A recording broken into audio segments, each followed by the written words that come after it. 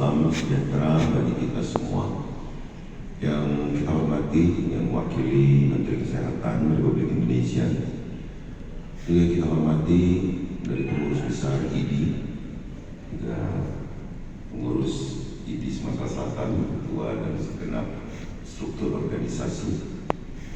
Yang saya hormati Ketua Perdatim atau yang diutus untuk hadir.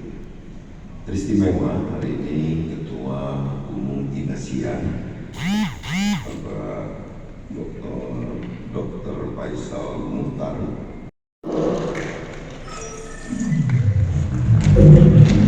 Hadirin pemuda dan yang berbahagia, dengan ini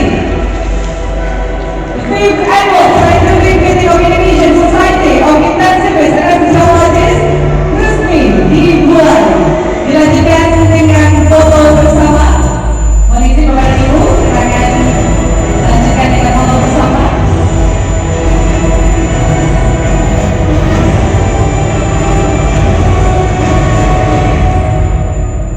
Dan kami mengundang seluruh kepala direktur rumah sakit yang berkesempatan hadir. Sudah Bapak dan Ibu, mohon izin Ibu. Dekan Fakultas Kedokteran Universitas Sriwijaya tidak bergabung, kami silakan juga.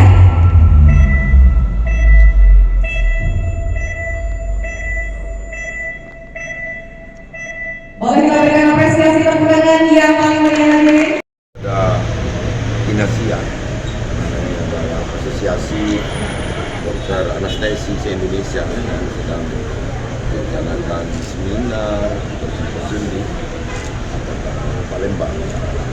Itu merupakan kehormatan bagi Sumatera Selatan yang menjadi tuan rumah dalam penyelenggaraan acara ini. Dan mudah-mudahan para dokter anestesi ini akan terus bertambah jumlahnya, dengan nanti kita akan bersurat ke Menteri Pendidikan untuk diadakannya subspesialis di FK Unsri di sini.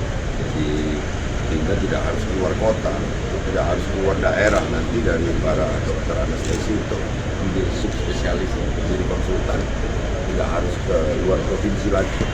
Itu ya. Kita tiap tahun mengadakan annual meeting scientific, dan kebetulan tahun ini di Palembang. Sebelumnya kita melaksanakan di tempat lain, tetapi tentunya virtual dengan baik.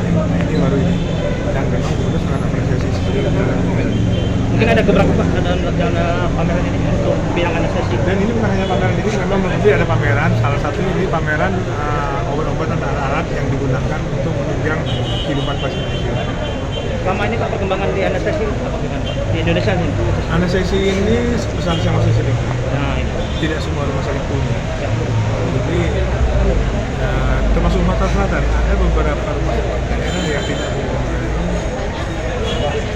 dokter anestesi. Iya, dokter anestesi. Apalagi ke daerah pemekaran. Memang produksinya tidak terlalu banyak. Walaupun pemerintah sudah mengajar dengan berbagai program, karena terjadi penumpukan sih kalau di Indonesia ini.